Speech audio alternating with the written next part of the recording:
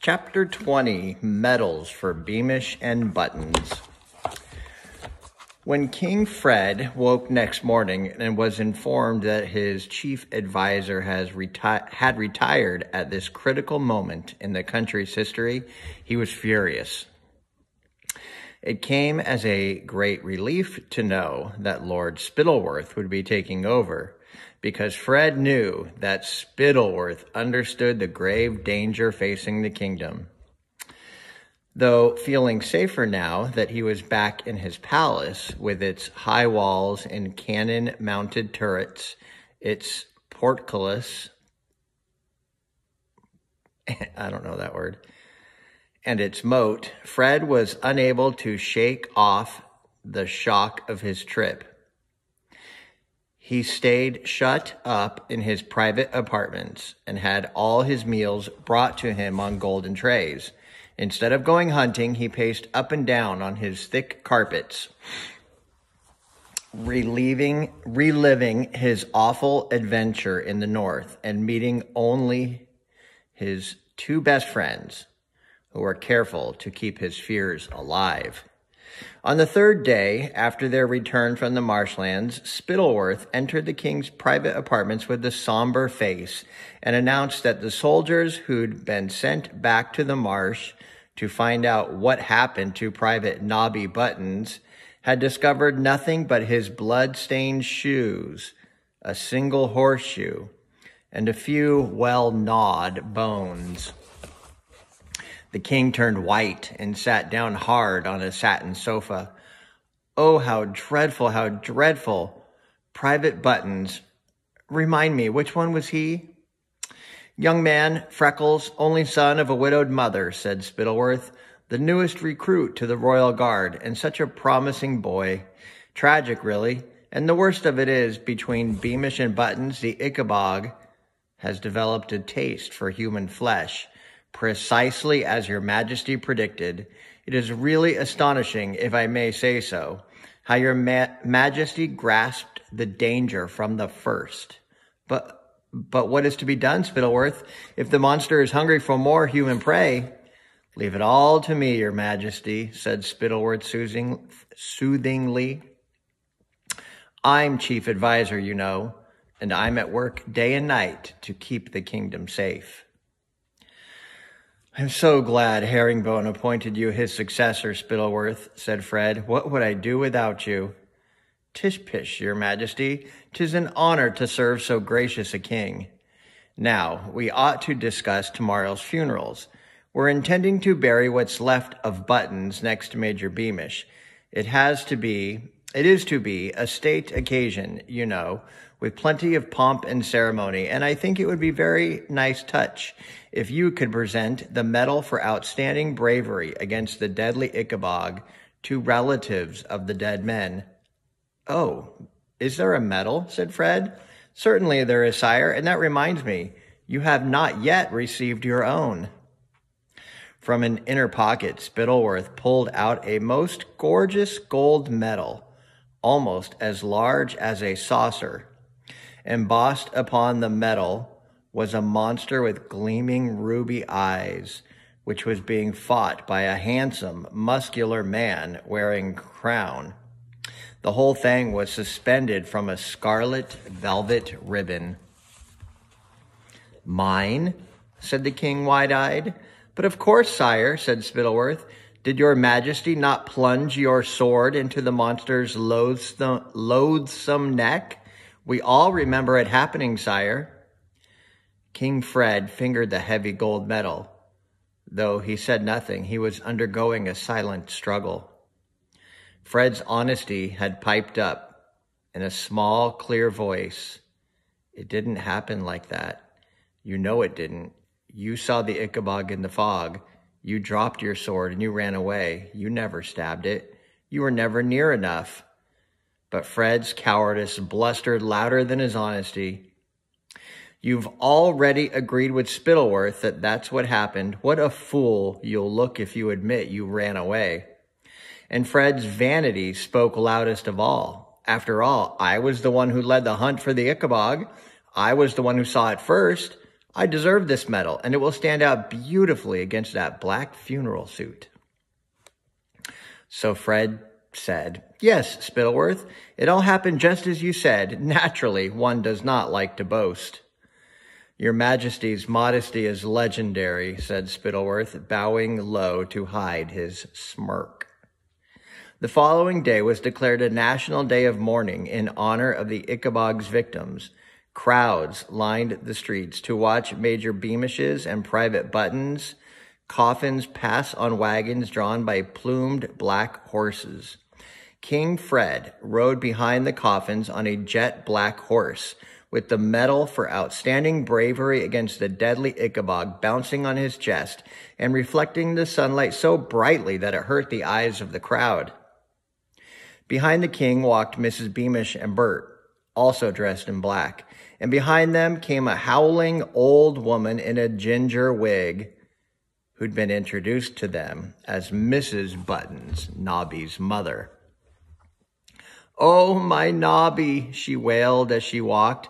"Oh, down with the awful Ickabog who killed my poor Nobby." The coffins were lowered into graves, and the national anthem was played by the king's buglers. Button's coffin was particularly heavy because it had been filled with bricks. The odd-looking Mrs. Buttons wailed and cursed the Ickabog again while 10 sweating men lowered her son's coffin into the ground. Mrs. Beamish and Bert stood quietly weeping. Then King Fred called the grieving relatives forward to receive the men's medals. Spittleworth hadn't been prepared to spend as much money on Beamish and the imaginary Buttons as he'd spent on the king, so their medals were made of silver rather than gold. However, it made an affecting ceremony, especially as Mrs. Buttons was so overcome that she fell to the ground and kissed the king's boots. Mrs. Beamish and Bert walked home from the funeral, and the crowds parted respectfully to let them pass. Only once did Mrs. Beamish pause, and that was when her old friend, Mr. Dovetail, stepped out of the crowd to tell her how sorry he was. The two embraced. Daisy wanted to say something to Bert, but the whole crowd was staring, and she couldn't even catch his eye because he was scowling at his feet. Before she knew it, her father had released Mrs. Beamish, and Daisy watched her best friend and his mother walk out of sight. Once they were back in their cottage, Mrs. Beamish threw herself face down on her bed, where she sobbed and sobbed. Bert tried to comfort her, but nothing worked, so he took his father's medal into his own bedroom and placed it on the mantelpiece. Only when he stood back to look at it did he realize that he had placed his father's medal right beside the wooden Ickabog that Mr. Dovetail had carved for him so long ago. Until this moment, Bert had not connected the toy Ickabog with the way his father had died. Now, he lifted the wooden model from its shelf, placed it on the floor, picked up a poker, and smashed the toy Ickabog to splinters. Then he picked up the remnants of the shattered toy and threw them into the fire. As he watched the flames leap higher and higher, he vowed that one day, when he was old enough, he'd hunt down the Ickabog and revenge himself upon the monster that had killed his father. Chapter 21, Professor Fraudisham. The morning after the funerals, Spilworth knocked on the door of the king's apartments again and entered carrying a lot of scrolls, which he let fall onto the table where the king sat. "Spittleworth," said Fred, who was still wearing his medal for outstanding bravery against the deadly Ickabog and had dressed in a scarlet suit, the better to show it off. "These cakes aren't as good as usual." "Oh, I'm sorry to hear that, Your Majesty," said Spittleworth. "I thought it right for the widow Beamish to take a few days off work. These are the work of the under-pastry chef." "Well, they're chewy," said Fred, dropping half his folderol fancy back on his plate. "And what are all these scrolls?" "These, sires, are suggestions for improving the kingdom's defenses against the Ickabog," said Spittleworth. "Excellent, excellent," said King Fred. moving the cakes and the teapot aside to make more room as Spittleworth pulled up a chair. The very first thing to be done, Your Majesty, was to find out as much as we could about the Ickabog itself, the better to discover how to defeat it. Well, yes, but how, Spittleworth? The monster is a mystery. Everyone thought it a fantasy all these years. That, forgive me, is where Your Majesty is wrong, said Spittleworth. By dint of ceaseless searching, I've managed to find the foremost Ickabog expert in all of Cornucopia. Lord Flapoon is waiting with him in the hall. With Your Majesty's permission, bring him in, do, said Fred excitedly.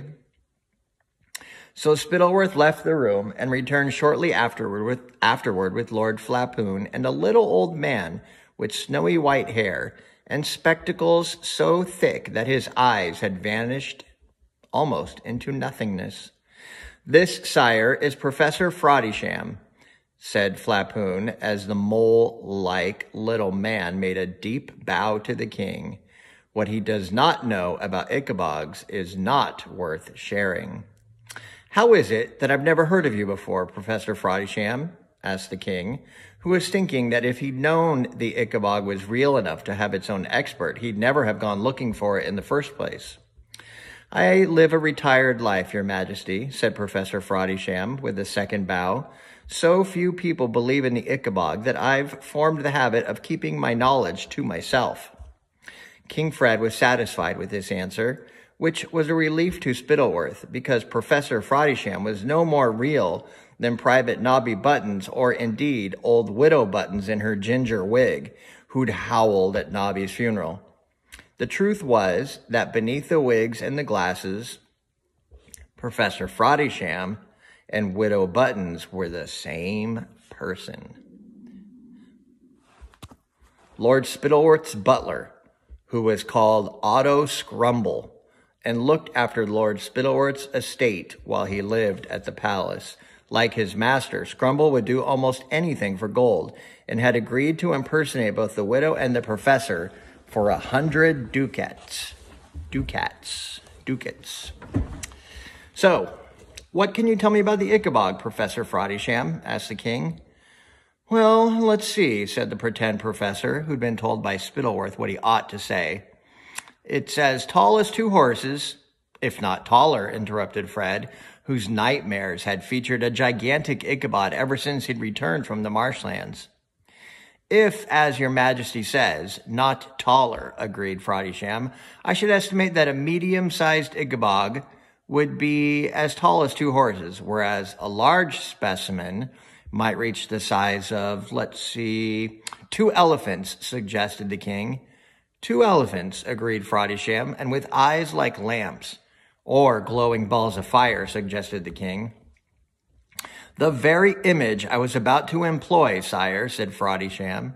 And can the monster really speak in a human tongue? Asked Fred, in whose nightmares the monster whispered, The king, I want the king. Where are you, little king? As it crept through the dark streets toward the palace. Yes, indeed, said Frodysham with another low bow. We believe the Ickabog learned to speak human by taking people prisoner. Before disemboweling and eating its victims, we believe it forces him to give it English lessons. Suffering saints, what savagery, whispered Fred, who turned pale. Moreover, said Frodysham, the Ickabog has a long and vengeful memory.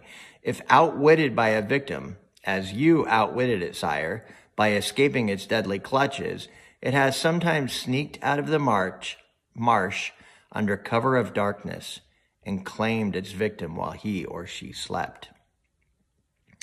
Whiter than snowy icing on his half-eaten folderol fancy, Fred croaked.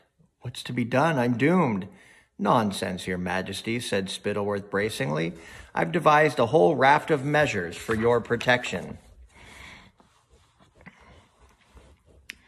So, saying, Spittleworth took hold of one of the scrolls he brought with him and unrolled it. There, covering most of the table, was a colored picture of a monster that resembled a dragon. It was huge and ugly, with thick scales, gleaming white eyes, and a tail that ended in a poisonous spike.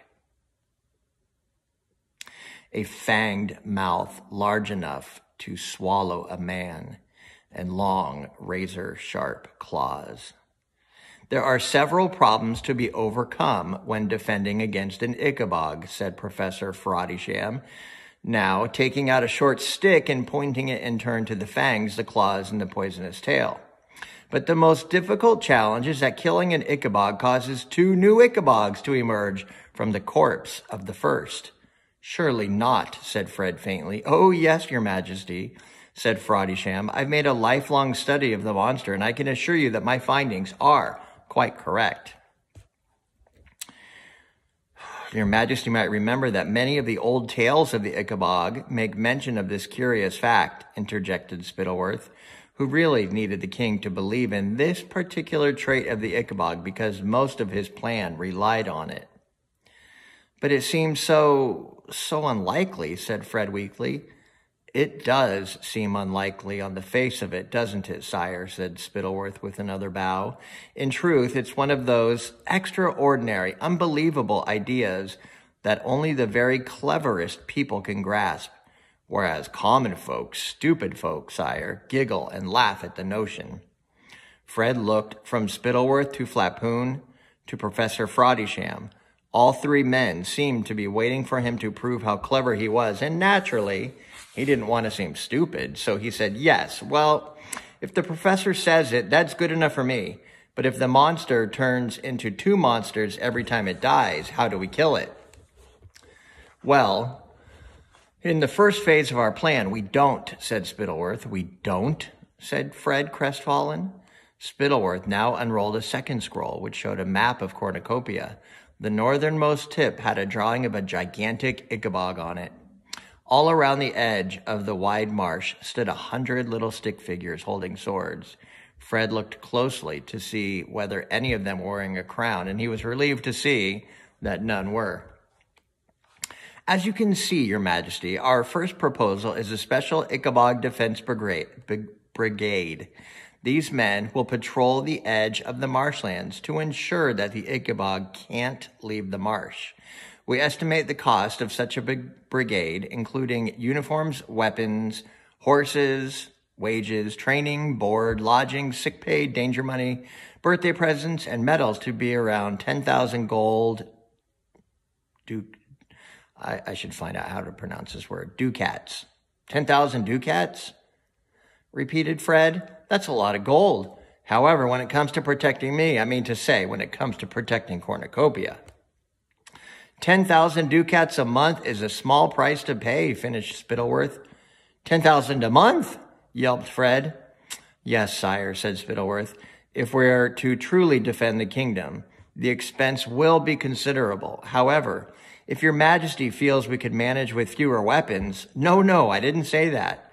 Naturally, we don't expect your majesty to bear the expense alone, continued Spittleworth. You don't? Said Fred, suddenly hopeful. Oh, no, sire, that would be grossly unfair. After all, the entire country will benefit from the Ickabog Defense Brigade. I suggest we impose an Ickabog tax. We'll ask every household in Cornucopia to pay 1 gold ducat a month. Of course, this will mean the recruitment and training of many new tax collectors. But if we raise the amount to 2 ducats, we'll cover the cost of them, too. Admirable Spittleworth, said King Fred. What a brain you have. Why, 2 ducats a month? People will barely notice the loss. And there we'll stop for today.